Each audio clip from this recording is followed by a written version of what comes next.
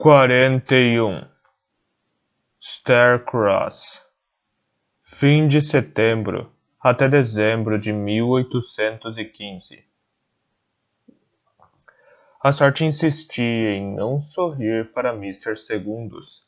Ele fora morar em York com o intuito de desfrutar o convívio e a conversação dos vários magos da cidade.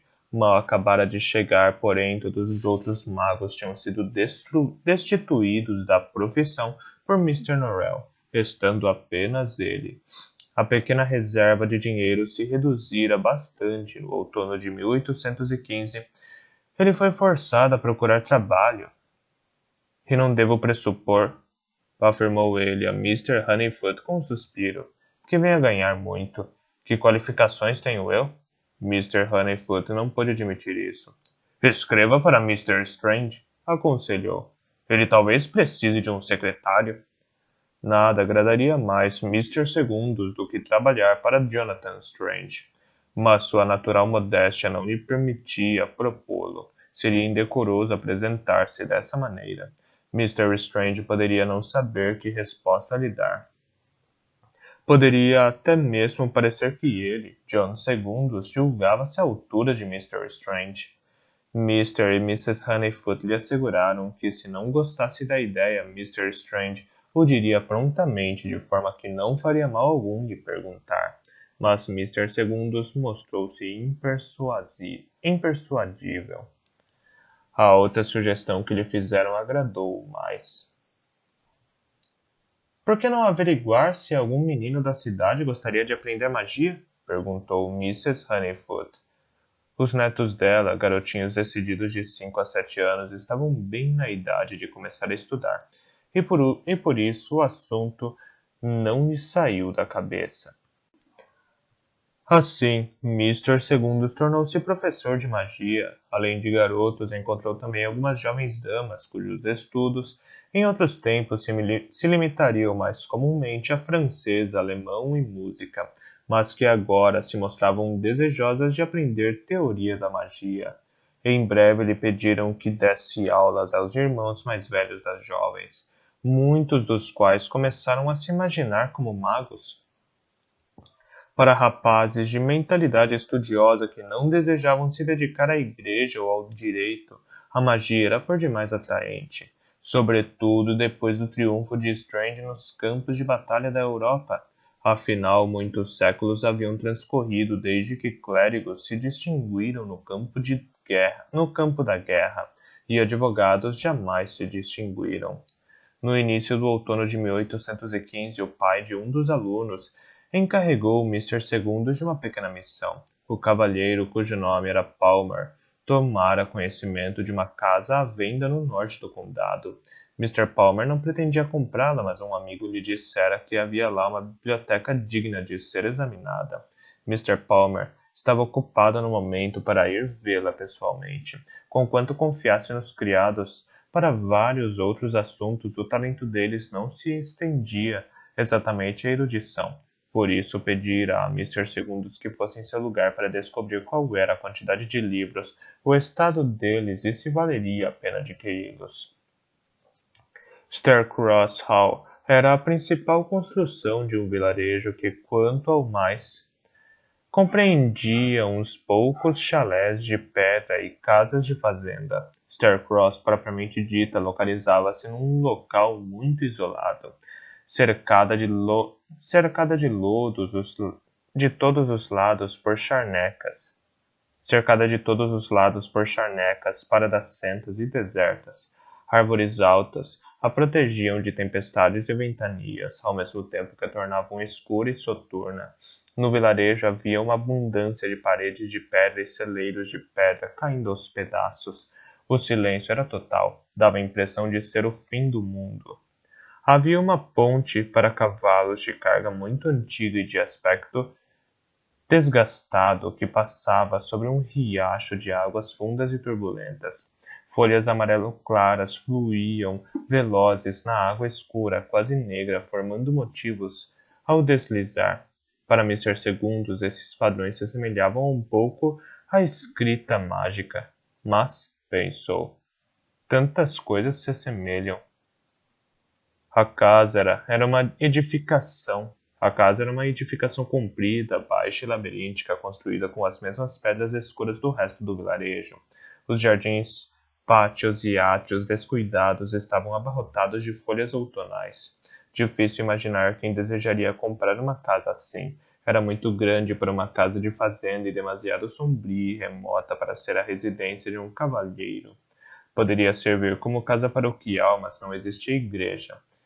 Poderia servir como estalagem, mas a antiga estrada para animais de carga que antes atravessava o vilarejo caíra em desuso e a ponte era tudo o que dela restava. Ninguém atendeu às batidas de Mr. Segundos. Ele notou que a porta da frente estava entreaberta. Seria inadequado simplesmente entrar, mas após continuar batendo em vão por 4 ou 5 minutos, foi o que fez. Casas, assim como pessoas, tendem a se tornar deveras excêntricas, se deixadas sozinhas em demasia. Essa era o equivalente arquitetônico a um velho cavalheiro de roupão surrado e chinelas rasgadas que acorda e dorme em horas estranhas do dia, e que mantém uma conversação ininterrupta com amigos que ninguém mais consegue ver. Enquanto Mr. Segundos a percorria a esmo em busca de um encarregado qualquer, encontrou um cômodo onde não havia mais que 5 cinchos de porcelana empilhados. Em outro, deparou com montes de roupas vermelhas bizarras que ele jamais vira igual, algo entre guarda-pós de um trabalhador e togas de um clérigo. Na cozinha havia poucos utensílios normalmente encontrados em cozinhas. Em compensação, o crânio de um crocodilo numa caixa envidraçada exibia um grande sorriso e parecia bastante satisfeito consigo mesmo, embora Mr. Segundos não conseguisse imaginar por quê. Havia um cômodo ao qual só se chegava através de um curioso arranjo de degraus e escadas, e onde todos os quadros pareciam ter sido escolhidos por alguém, com um gosto descomedido por lutas. Viam-se quadros de homens brigando, de rapazes brigando, de galos brigando, de touros brigando, de cães brigando, de centauros brigando, e até uma surpreendente pintura de 2 escravos enlaçados num combate. Outro cômodo estava quase vazio, a não ser por uma casa de bonecas em cima de uma mesa postada no centro. A casa de bonecas era uma cópia fiel da casa real, exceto que dentro dela várias bonecas elegantemente vestidas desfrutavam juntas uma vida pacífica e racional. Faziam bolos e pães proporcionais ao tamanho de uma boneca, entretinham as amigas com um cravo minúsculo, jogavam cassino com cartas minúsculas, educavam crianças em miniatura e jantavam perus assados do tamanho da unha do polegar de Mr. Segundos. Um estranho contraste com a realidade sinistra que reproduzia. Pensou ter olhado em todos os cômodos, mas ainda não encontrara a biblioteca nem uma alma viva sequer. Deparou com uma pequena porta semi-oculta por uma escada. Atrás dela havia um cômodo minúsculo, não muito maior do que uma despensa. Um homem de casaco branco sujo com os sapatos em cima da mesa tomava conhaque olhando para o teto. Depois de um pouco de persuasão, a pessoa concordou em lhe mostrar onde ficava a biblioteca. Os primeiros 10 livros que Mr. Segundos viu não tinham valor. Eram livros de sermões e reflexões morais do século anterior, ou descrições de pessoas por quem criatura alguma se interessava. Os 50 livros seguintes eram parecidos. Quando começou a achar que a tarefa logo estaria cumprida, topou com algumas obras de geologia, filosofia e medicina bastante interessantes e incomuns. Começou a se animar. Trabalhou sistematicamente por 2 ou 3 horas. Uma vez pensou ter ouvido a chegada de uma carruagem, mas não deu atenção a isso. Ao cabo desse tempo, de repente, percebeu que sentia muita fome. Não sabia se haviam feito ou não preparativos para o jantar e a casa ficava muito distante da estalagem mais próxima. Saiu à procura do homem negligente no cômodo minúsculo para lhe perguntar o que se poderia fazer e de imediato se perdeu no labirinto de cômodos e corredores. Vagou por ali e por aqui, abrindo todas as portas, sentindo mais e mais fome e mais irritação com o homem negligente. Viu-se numa sala antiquada com painéis de carvalho escuro e um console de lareira do tamanho de um arco do triunfo bem conservado. Em frente a ele, uma graciosa jovem estava sentada num assento fundo na parte interior da janela, mirando na distância as árvores e as colinas escalvadas e altas. Só teve tempo de notar que na mão esquerda lhe faltava o dedo mínimo, e de súbito ela já não se encontrava mais ali. Ou talvez fosse mais exato dizer que sofrera uma transformação. Em seu lugar havia uma mulher mais velha, mais robusta, mais ou menos da idade de Mr. Segundos, trajando um vestido de seda violeta com um chale indiano nos ombros e um cãozinho no colo. A dama estava sentada na mesma postura da outra, olhando pela janela com a mesma expressão nostálgica. Demorou um pouco até todos esses detalhes serem percebidos, contudo a impressão que as duas damas causaram em Mr. Segundos foi insólita, quase sobrenaturalmente vívida, como imagens de um delírio.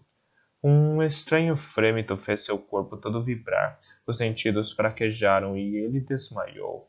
Quando voltou a si, estava deitado no chão, e as duas damas debruçadas sobre ele, a emitirem exclamações aflitas e preocupadas.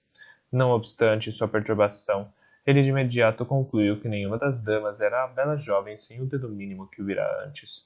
Uma era a dama com o cãozinho que ele vira depois, a outra era uma dama igualmente madura, magra e loura, de rosto e conformação comuns. Aparentemente ela estivera no cômodo o tempo inteiro, mas sentada atrás da porta, por isso não a notara.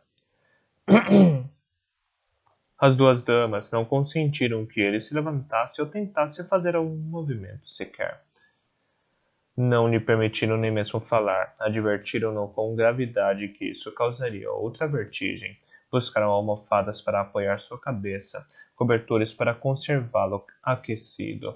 Ele objetou que estava perfeitamente aquecido, mas não lhe deram ouvidos. Prepararam água de lavanda e sal volátil. Bloquearam uma corrente de ar que acharam passava por baixo de uma das portas. Mr. Segundos começou a suspeitar que tinham tido uma manhã monótona e que quando ele, um cavalheiro estranho, entraram na sala e caíram num desmaio, sentiram mais satisfação do que qualquer outra coisa.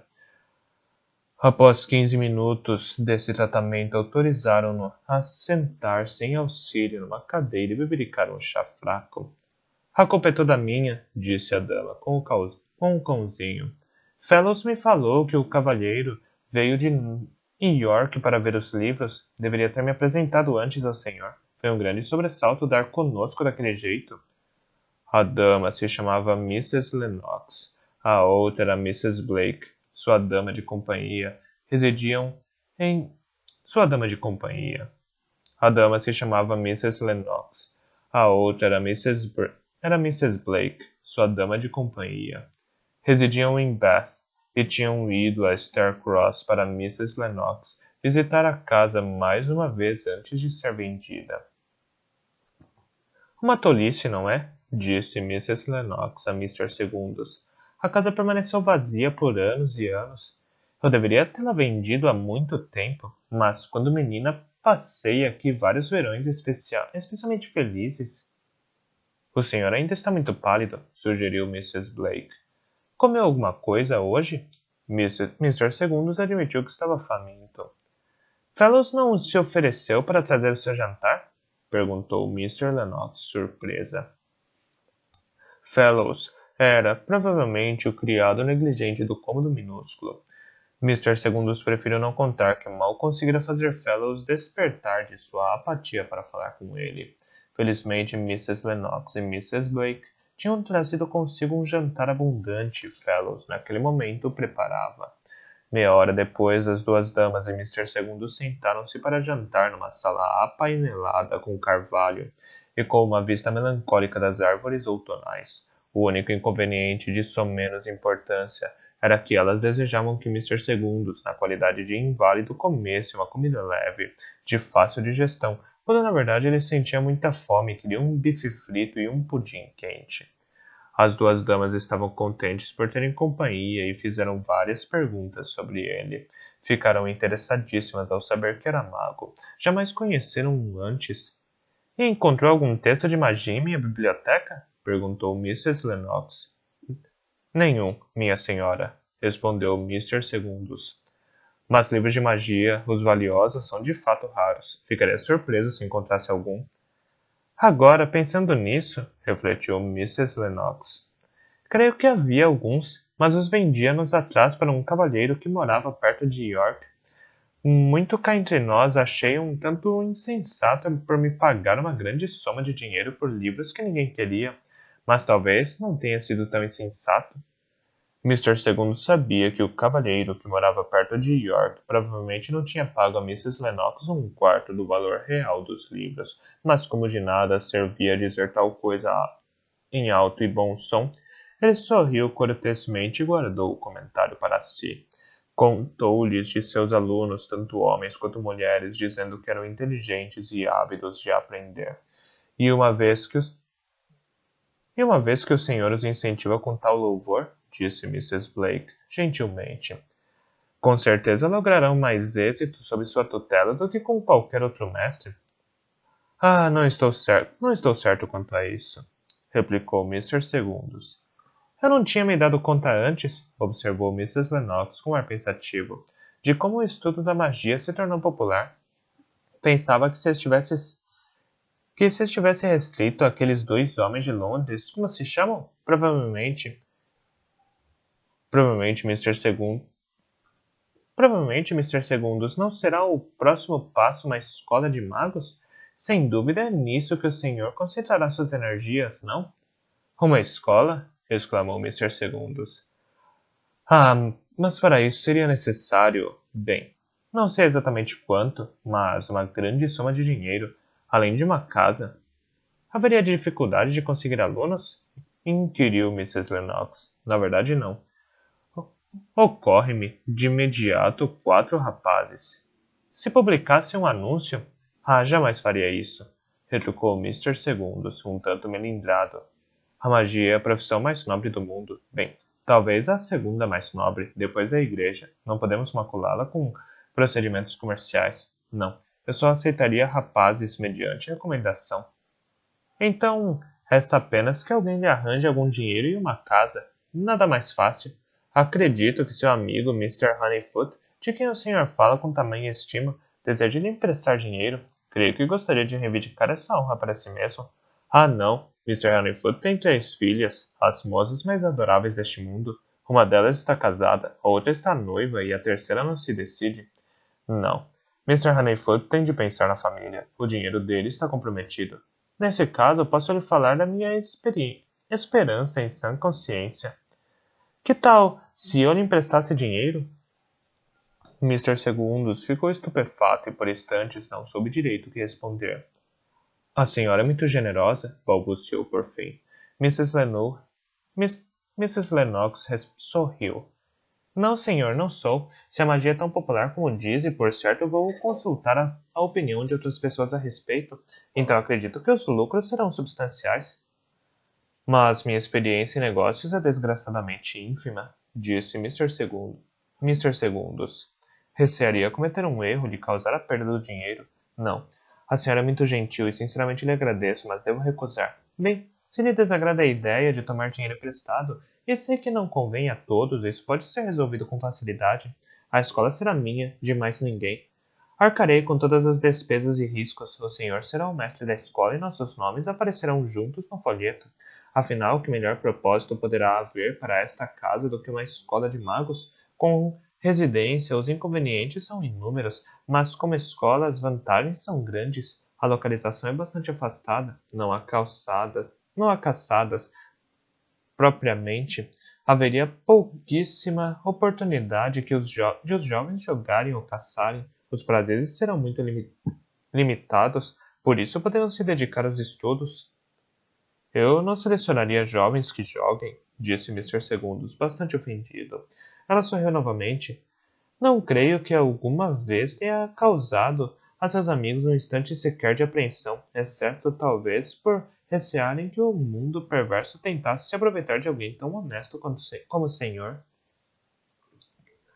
Após o jantar, Mr. Segundos retornou conscienciosamente à biblioteca e, ao anoitecer, despediu-se das duas damas. Separaram-se de forma bastante amigável e com a promessa de Mrs. Lennox de que em breve o convidaria a Bath. No caminho de volta, ele fez sérias advertências a si mesmo para não depositar esperanças nesses planos maravilhosos de um futuro e felicidade promissores, mas não pôde evitar se deliciar com imagens idealizadas do ensino de jovens e do extraordinário progresso que faziam, da visita de Jonathan Strange à escola, do encantamento dos alunos ao descobrirem que seu mestre era mago íntimo dos mais célebres magos da era moderna. De Strange a lhe dizer: excelentes segundos, eu não poderia ter ficado mais satisfeito. Muito bem. Passava da meia-noite e quando chegou em casa ele exigiu muita determinação não correr de imediato à casa de Mr. Honeyfoot para lhes contar as novas. Na manhã seguinte, porém, quando os visitou bem cedo, o entusiasmo deles foi indescritível. Encheram-se de uma felicidade que ele mesmo não se permitia sentir. Mrs. Honeyfoot ainda conservava muito da colegial que fora, e pegando o marido pelas mãos, dançou com ele em volta da mesa do café da manhã, como se só dessa forma pudesse exprimir o que sentia. A seguir, pegando na mão de Mr. Segundos, também dançou com ele em volta da mesa. Quando os dois magos se recusaram a prosseguir, ela continuou dançando sozinha. O único desapontamento de Mr. Segundos, e muito superficial, foi Mr. e Mrs. Honeyfoot não haverem se surpreendido como ele esperava. Tinham dele uma opinião tão elevada que nada viram de especial em damas ilustres desejarem fundar uma escola tão só para benefício dele. Talvez ela se considere afortunada por tê-lo conhecido, afirmou Mr. Honeyfoot, pois quem está mais bem preparado para dirigir uma escola de magos? Ninguém. E afinal de contas, concluiu Mrs. Honeyfoot, o que mais pode ela fazer com o dinheiro que tem? Pobre dama sem filhos? Mr. Honeyfoot estava convencido de que Mr. Segundos agora contava com a sorte. Seu otimismo não lhe permitia esperar menos que isso. Contudo, já tendo vivido bastante neste mundo para aprender algumas praxes prudentes de negócios, disse a Mr. Segundos que iriam obter informações sobre Mr. Lennox, quem era ela e se era rica como aparentava. Escreveram a um amigo de Mr. Honeyfoot que morava em Bath.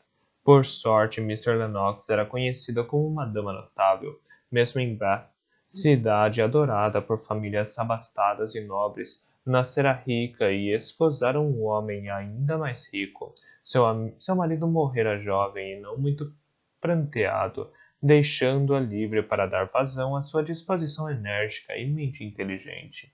Ela multiplicara sua fortuna fazendo bons investimentos e uma administração cautelosa das terras e propriedades. Era famosa pelo temperamento audaz e resoluto, pelas várias atividades caritativas e por sua calorosa amizade.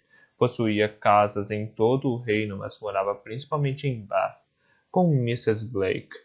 Entre mentes, Mrs. Lennox fez o mesmo tipo de perguntas a respeito de Mr. Segundos e deve ter ficado satisfeita com as respostas, pois logo convidou a Bath, onde rapidamente resolveram todos os detalhes sobre o projeto da escola. Os meses seguintes foram dedicados a concertos e instalações na Staircross Hall. O telhado tinha goteiras, as duas chaminés estavam obstruídas e parte da cozinha desmoronara. Mr. Segundos assustou-se ao ver o custo total.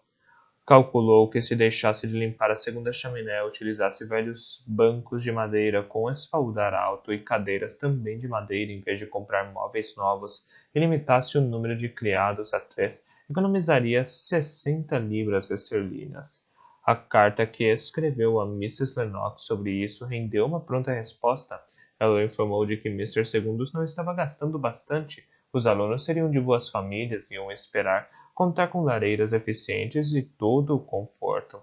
Ela o aconselhou a contratar 9 criados, além de um mordomo e um cozinheiro francês. Deveria reformar a casa completamente e adquirir uma nova adega com bons vinhos franceses. Os talheres, disse, deveriam ser de prata, a faiança Wedgwood. No início de dezembro, Mr. Segundos recebeu uma carta de congratulações de Jonathan Strange, que prometia visitar a escola na primavera seguinte. Mas a despeito dos votos gerais de prosperidade e do empenho de todos, Mr. Segundos não conseguia se libertar da sensação de que a escola jamais se concretizaria. Algo ocorreria para impedir isso. Essa ideia não lhe saía da cabeça, não importava o que fizesse para afastá-la. Numa manhã de meados de dezembro, ao chegar a Starcross Hall, deparou com um homem sentado muito à vontade no degrau da entrada. Conquanto acreditasse que jamais o tivesse visto, reconheceu-o de imediato. Era a personificação da má sorte, a ruína das esperanças e dos sonhos de Mr. Segundos. O homem usava um casaco preto de talhe antiquado, tão gasto e roto como o de Mr. Segundos, e sapatos enlameados. Com o cabelo comprido e desgrenhado, parecia o presságio da morte numa peça de má qualidade. Mr. Segundos, não faça isso, advertiu com o sotaque do condado de York.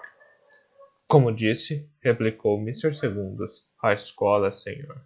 Tem de abandonar a ideia da escola. O quê? Bradou Mr. Segundos, fingindo corajosamente reconhecer que o homem dizia uma verdade imediata, inevitável. Pois bem, continuou o homem misterioso. O senhor me conhece e sabe que quando digo que uma coisa é assim, essa coisa será assim, por mais que o senhor e eu possamos lamentar. Mas o senhor está redondamente enganado, replicou Mr. Segundos. Não o conheço, ao menos não creio tê-lo visto antes. Sou John Childermas, o criado de Mr. Norrell. A última vez que conversamos foi há 9 anos, defronte da Catedral de York, quando o senhor se restringia a uns poucos alunos. Mr. Segundos pôde fazer vistas grossas. Calei-me e Mr. Norrell nada soube acerca do que o senhor fazia. Uma escola ativa para magos adultos, porém é bem diferente. Uma escola ativa para magos adultos, porém, é bem diferente. O senhor está sendo muito ambicioso. Ele sabe, Mr. Segundos. Ele sabe e deseja que acabe com o negócio imediatamente. Mas o que Mr. Norrell ou os desejos de Mr. Norrell têm a ver comigo? Eu não assinei o contrato. O senhor deveria saber que não estou sozinho neste empreendimento. Tenho amigos agora. É verdade? Disse Childermas, divertindo-se um pouco. E Mrs. Lennox é uma mulher muito rica, excelente para negócios, mas tem ela a amizade dos ministros como tem Mr. Norrell? Tem ela a mesma influência dele? Lembre-se da sociedade culta dos magos, Mr. Segundos. Lembre-se de como ele a subjugou. Childermas esperou um momento e, uma vez que a conversa parecia ter chegado ao fim, afastou-se em direção ao estábulo. 5 minutos depois, reapareceu montado num enorme cavalo marrom. Mr. Segundos estava parado, exatamente como antes, de braços cruzados, fitando as pedras do pavimento. Childermas olhou de cima para ele. Sinto que termine desta forma, senhor. Entretanto, com certeza nada está perdido. Esta casa é tão adequada a outro tipo de escola como é a uma escola de magia. Ao olhar para mim, o senhor não diria, mas sou um sujeito com um grande círculo de conhecidos ilustres. Ao olhar para mim, o senhor não diria, mas sou um sujeito com um grande círculo de conhecidos entre os ilustres. Escolha outro tipo de escola e na próxima vez que eu souber de um lord ou de uma lady que necessitem de tal estabelecimento para seus fidalgotes, recomendarei o senhor. Não quero outro tipo de escola, protestou Mr. Segundos com irritação. Childermas sorriu seu sorriso malicioso e partiu. Mr. Segundos foi a Bath e informou sua benfeitora da situação lastimável. Ela ficou furiosíssima com o fato de que um cavalheiro que nem sequer conhecia se atrevesse a lhe dar instruções sobre o que poderia e não poderia fazer. Escreveu uma carta irada a Mr. Norrell. Não obteve respostas, mas seus banqueiros, advogados e parceiros em outras especulações comerciais de repente viram-se receptores de estranhas cartas de pessoas ilustres, todas contendo queixas indiretas da escola de Mr. Segundos. Um dos banqueiros, um homem idoso, obstinado e propenso a discussões, foi imprudente bastante para indagar publicamente, no saguão da Câmara dos Comuns, o que uma escola de magos no condado de York poderia ter a ver com ele. Como resultado, várias damas e cavalheiros, amigos de Mr. Norrell, deixaram de ser clientes do banco dele. Na sala de estar de Mrs. Honeyfoot em York, algumas noites mais tarde, Mr. Segundus pôs a cabeça entre as mãos, a lamuriar. É como se a má sorte estivesse decidida a me atormentar, oferecendo-me grandes privilégios para, em seguida, arrancá-los de mim. Mrs. Honeyfoot restalou a língua em solidariedade, deu-lhe uma palmadinha no ombro e recriminou Mr. Norrell no mesmo tom condenatório com o qual consolara Mr. Segundus e Mr. Honeyfoot nos últimos 9 anos, a saber, que Mr. Norrell parecia ser um cavalheiro muito estranho, cheio de caprichos bizarros, e ela jamais o entenderia. Por que não escreve a Mr. Strange? Sugeriu Mr. Honeyfoot, de repente. Ele saberá o que fazer. Mr. Segundus ergueu o olhar. Sei que Mr. Strange e Mr. Norrell se separaram, mas ainda assim não gostaria de ser a causa de uma rixa entre eles. Tolice! Exclamou Mr. Honeyfoot. Não leu as edições recentes de O Mago Moderno? É justamente isso que Strange quer. Algum princípio de magia norrellita que possa criticar abertamente e assim fazer todo o edifício vir abaixo. Acredite-me, ele ficará grato ao Senhor pela oportunidade. Sabe, Segundus, quanto mais penso, mais gosto deste plano. Mr. Segundus também. Deixe-me apenas consultar Mrs. Lennox, e se ela concordar, certamente farei o que sugere. Era vasta a ignorância de Mrs. Lennox sobre os eventos recentes da magia. De Jonathan Strange sabia apenas o nome e que tinha uma certa ligação com o Duque de Wellington, mas apressou-se a garantir a Mr. Segundus que se Mr. Strange não via Mr. Norrell com bons olhos, então lhe dava todo o apoio. Assim, no dia 20 de dezembro, Mr. Segundus enviou uma carta a Strange na qual informava das ações de Gilbert Norrell no tocante à escola de Starcross Hall. Infelizmente, longe de saltar em defesa de Mr. Segundus, Strange nem sequer respondeu. 42. Strange resolve escrever um livro. Junho até dezembro de 1815. Talvez seja muito fácil imaginar o prazer com que Mr. Norrell recebeu a notícia de que, ao voltar para a Inglaterra, Mr. Strange fora direto para o condado de Shropshire. E o melhor disso, Mr. Norrell disse a Lascelles, é que é improvável que se publique outros daqueles artigos nocivos sobre a magia do Rei Corvo. De fato não, senhor, disse Lascelles. Duvido muito que ele tenha tempo para escrevê-lo. Mr. Norrell refletiu um pouco sobre o que isso poderia significar. Então o senhor não soube? Prosseguiu Lascelles. Strange está escrevendo um livro. Não fala de outra coisa quando escreve aos amigos. Começou de maneira súbita, há umas 2 semanas, e de acordo com ele mesmo está avançando com rapidez, mas nós conhecemos bem a facilidade com que Strange escreve. Ele prometeu incluir no livro toda a história da magia inglesa. Disse a Sir Walter que se surpreenderia se tudo coubesse em 2 volumes. Em vez disso, crê que precisará de um 3º volume. Terá como título História e Prática da Magia Inglesa, e Murray prometeu publicá-lo assim que estiver pronto. Dificilmente haveria pior notícia. Mr. Norrell sempre tencionara escrever um livro. Pretendia intitulá-lo Preceitos para a Instrução de um Mago, e o começara ao se tornar preceptor de Mr. Strange. As anotações já ocupavam 2 estantes do pequeno escritório tomado de livros no 2º andar. Contudo, sempre se referia ao livro como algo para um futuro distante. Tinha um horror bastante irracional em se comprometer por escrito com que 8 anos de adulação em Londres não haviam curado. Ninguém até então vira todos os seus volumes de anotações pessoais, histórias e diários, exceto em poucas ocasiões Strange e Childermas. Mr. Norrell jamais se considerava pronto para ser publicado. Mr. Norrell jamais se considerava pronto para ser publicado. Não tinha certeza de que alcançara a verdade, não estava convencido de que refletira bastante sobre o tema, não sabia se era um assunto adequado para apresentar ao público. Logo que Lascelles saiu, Mr. Norrell pediu que levassem ao escritório do segundo andar uma bacia de prata com água limpa. No condado de Shorrock, Strange trabalhava em seu livro. Não ergueu o olhar, mas de súbito esboçou um sorriso irônico e agitou o dedo no ar, como se dissesse não a alguém que não via. Todos os espelhos do cômodo estavam voltados para a parede, e embora Mr. Norrell tivesse passado horas e horas debruçado sobre a bacia de prata no fim da noite, nada viu do que se passava.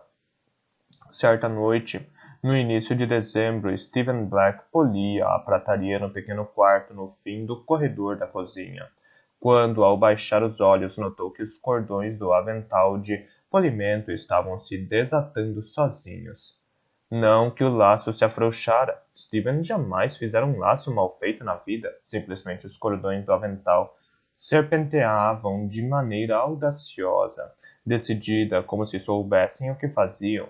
A seguir, as mangas e as luvas do polimento deslizaram de seus braços e mãos e se dobraram caprichosamente sobre a mesa. Depois, o casaco saltou do espaldar da cadeira onde estava pendurado, ajustou-se firme em Stephen, ajudando-o a se vestir. Por fim, o próprio quarto do mordomo desapareceu. De súbito, ele se encontrava num pequeno salão apainelado com madeira escura. Uma mesa ocupava a maior parte do espaço.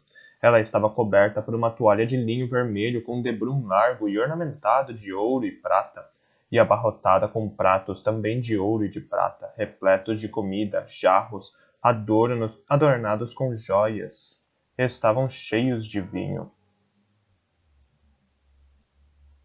Como a mesa ocupava a maior parte do espaço, ela estava coberta por uma toalha de linho vermelho com debrum largo e ornamentado de ouro e prata, e abarrotada com pratos também de ouro e de prata, repletos de comida.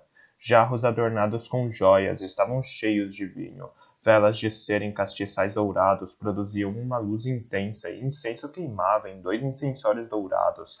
Ao lado da mesa, os únicos outros móveis eram 2 cadeiras de madeira entalhadas cobertas com tecido de ouro que almofadas bordadas tornavam suntuosas.